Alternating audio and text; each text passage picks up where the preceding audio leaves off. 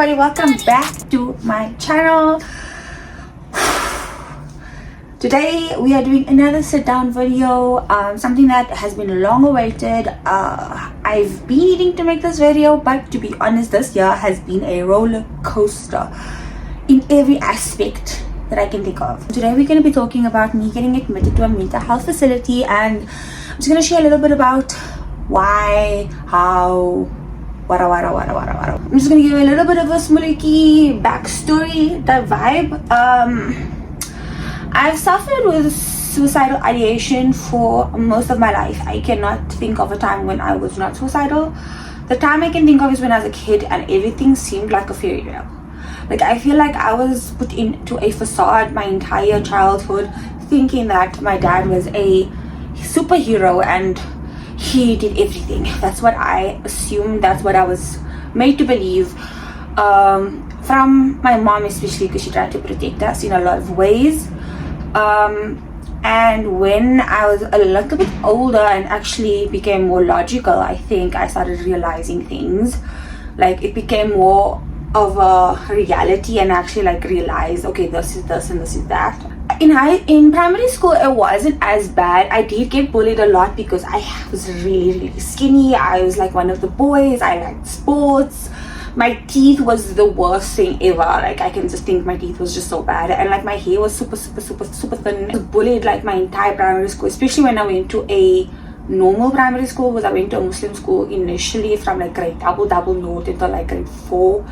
And then I went to like a normal government primary school in grade 5, and like 5 to 7 I just felt completely outside. Like, I was an outsider completely.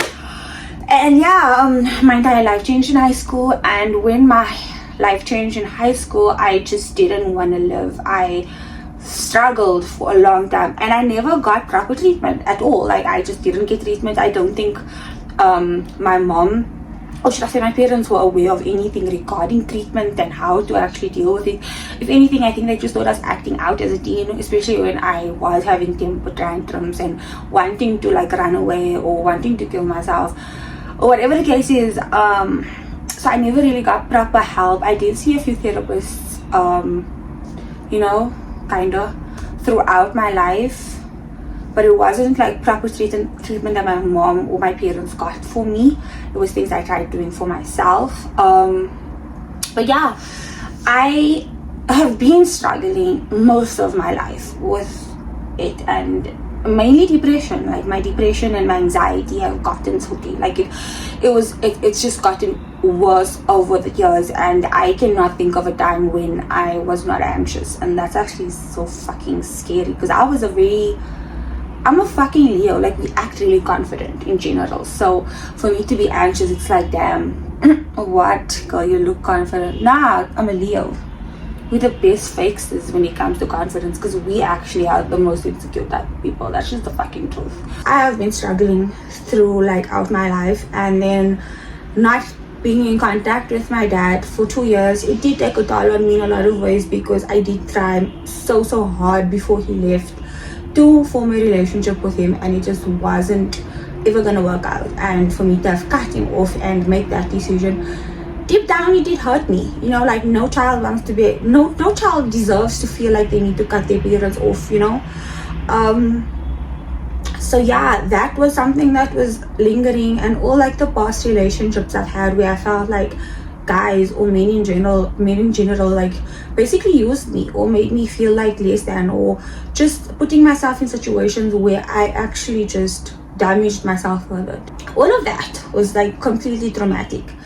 And then I had an abortion last year, and that was just completely shocking to everything that I was already going through, because it's like, damn, I'm already having to go through all those family issues and childhood trauma, and now I didn't think I could fall pregnant, and now I fell pregnant, and then I'm not keeping my baby, and I'm in love with this person, and I'm like, okay, we could have kept the baby, and it's like, what the fuck?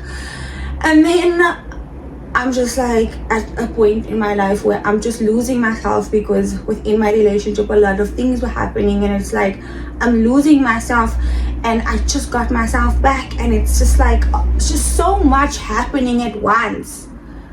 And then the new year starts, and this is now January. The new year starts, and I'm so motivated to do so much and trying so hard to get myself back on track, because to be honest, I wasn't okay. I genuinely was not okay before this year started. But I was so motivated to make a change within myself, because you have to want to make that change within yourself. Like, you can do whatever you want to do, but if you don't want to make that change, it's not gonna happen. And then my mom-in-law passes away, and I was so close to her, and I took her as another mom, and she took me as another child, and I couldn't even really grieve that relationship, because my partner deserved more of grieving, and I needed to be that support for him, and I couldn't even be that support for him because he's not an emotional person. And it's just like, damn, I don't know what I'm doing with my life, genuinely. And then I get a distance between me and my partner, and then he cheats.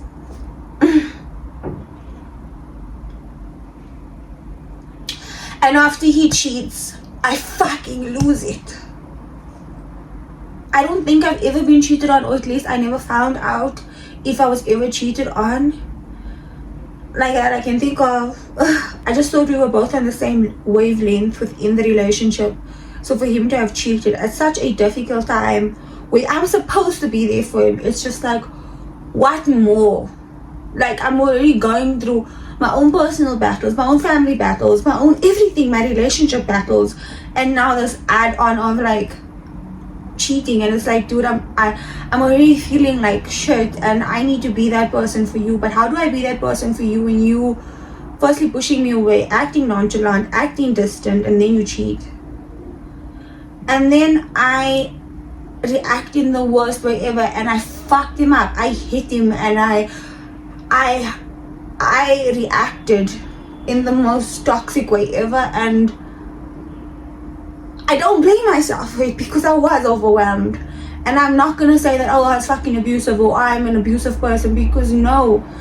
At the end of the day, some people need to realize that you can't push and push and push and push people and expect them to just enjoy it. I was emotionally, financially, mentally abused for almost so much of my life, and from my partner as well. And then he cheats on me, emotionally cheating on me, emotionally abusing me basically, and then I react violently.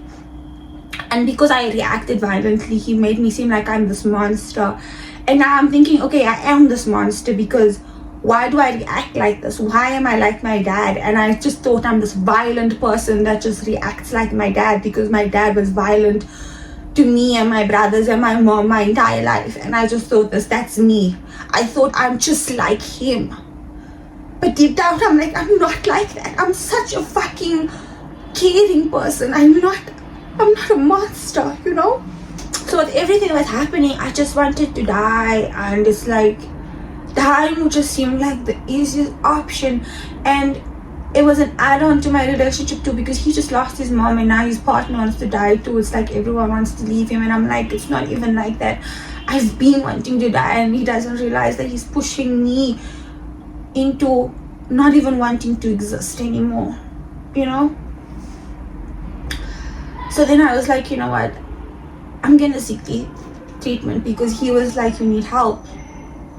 And I went to like see a few therapists, and therapists suggested that I actually get admitted, because they were actually fucking scared. Like, the therapist I was speaking to was scared that I wasn't gonna make it till the next day. And I won't lie, like, I didn't think I was gonna make it either. I didn't even want to make it. And I don't blame myself for not wanting to make it, because it's like, damn, how much more should a person endure? You know, like I'm not saying that my life is completely like the worst life ever. Nah, everyone has their difficulties, but there comes a time where it's like you're just enduring and enduring and enduring, and it's like, damn, what's happening? God, why? You question God, and you're like, why, God? Like, why? Like just take me already. Like, I'm tired of the suffering. I'm tired of forcing myself to survive each day. And it's just like, it doesn't make sense. I had to like get admitted, and thankfully my employee assisted me completely. My employer assisted me completely with the leave days and everything, and I got admitted, and it just seemed like something I genuinely needed, and I thought, okay, I'm gonna get help, and that I'm the problem, and that I have so much problems within me, and that I'm just this monster, and that I'm just this crazy person that doesn't know how to control themselves emotionally, and that I'm abusive, and that I'm like, I just thought so much negative things. And then within the first week of being there, I was just like, what the fuck? Like, what the actual fuck?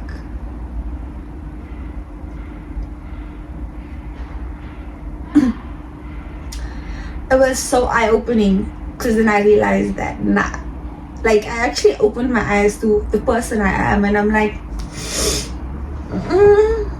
bad things happen to me, but I'm not the bad person over here. Like, I'm not the bad person over here. And it takes a lot for a bad person to even acknowledge that there's something wrong with them. It takes a bad person to even acknowledge that they need help. It takes a bad person to actually seek the help. That's not a bad person. A bad person will never do that. A bad person will just stay bad forever. And that's one thing that my therapist said to me. She's like, oh, like, if you genuinely were this monster that you think that you were, you wouldn't be here right now. And I was like, what the fuck? Actually, damn. I still didn't believe it. It took me a while to actually come to terms with the fact that I am actually not the monster in my story. I am not the crazy person in my story. I am not the mad person in my story. I just need to deal with my reactiveness. I need to deal with how I endure certain things, and how I don't allow my emotions to get the best of me, and how much I lacked boundaries within myself and within every little thing I did in every relationship I have in my life, including my relationships with my family. And that is why I got admitted to Ikiso. I got admitted for 21 days, and it was the best 21 days of my life. From like the worst of the worst days there to the best of the best days, to the most fun days, to the most craziest eye-opening days. Like, each day was so worth it. Now that I think about it, while there I didn't realize a lot, but once out I realized a lot. And I'm so fucking grateful for that experience, and I'm so grateful that my medical aid was able to pay it, because to be honest, I wasn't going to be able to afford that shit. I wasn't going to be able to afford it. And it was so good that when I was going through all the shit I was going through, like now the past 2 months, I genuinely wanted to get back. I wanted to get admitted again, because I was like, I needed to like get admitted. I needed that help. I needed that push. I needed that support, because I was spiraling again. And I spoke to a therapist at my work, actually. It's called Healthy Company, and this lady helped me through, like, she spoke to me for 2 hours straight, just getting me out of that funk that I was in. And only speaking to her made me realize that I don't necessarily have to get readmitted, but I do need to continue the work that I already did learn, you know, because it's an ongoing journey. Like, me being admitted for 21 days doesn't mean I'm fixed, doesn't mean I'm healed, doesn't mean I am a good, but it does mean that there's a good start, like there's a good foundation to my healing. And I won't lie, not having the proper support once out of Ikiso did damper and affect that foundation a lot, because I kept on going back to my ex. I had bad fights with my mom. My brother was not helpful in any way, emotionally supporting me or even physically, by just always being you know. And it was just like I didn't have the support that I needed when I did get out of that place. So that's one thing I can say is very important when getting admitted, even if it's support and being alone and like finding strangers out there. That's even better than being in a home or in an environment that's not adding anything positive, that helps you actually continue that healing, continue that growing. I am trying. That's the most I can say at this point, is that I am trying. I'm not at my best. I'm not at my worst, but I am trying. And the hard days are hard and the good days are amazing. But what I'm gonna say is that this shit is not easy. So when you're having hard days, don't allow that to control your entire life, because it is not easy. It's never gonna be easy, especially when you have years of shit to unlearn, years of childhood trauma to get through, years of abuse to get through. It's not gonna be easy. And what I can say is that I'm not perfect in any aspect. A lot of the things that has happened to me is because of my own choices, and choices because I didn't know any better, choices because I wanted to feel pain in a lot of aspects. And what I can say also is, regarding your healing, like, it's not ABC. There's different things that are included. So it's A1, A2, A3, then you go to B. So it's not just ABC. It's not easy. And I thought it would have been a lot easier, especially when I got out of the mental health facility, but it wasn't. And it's still not easy. People will say, just pray, just pray, just pray. Fuck y'all. That's all I can say about just praying, because God doesn't just say, take the food, eat the food. No. You gotta work. You gotta actually put in the effort. You gotta put in the time. You gotta actually try to want to heal. You gotta put in that, to heal. And obviously you gotta pray. You gotta believe in a higher power, or become spiritually close to your maker, because without God you are nothing. That's what I just believe. On my hardest days, my faith kept me going. But also my faith was something that broke me the most, because you expect your faith to just fix everything sometimes. But yeah, a good support is needed. An amazing support that understands and is willing to be there for you, even when you are not wanting, or even when you are not welcoming to that, and you need it. Like, you need to want to be better. If you don't want to be better, it's pointless. That was an introduction to everything, and I hope you guys enjoyed the video. I hope I gave some insight. I hope you guys understand just a little bit of an inch of what happened, why, wada. But yeah, be careful who you get into relationships with.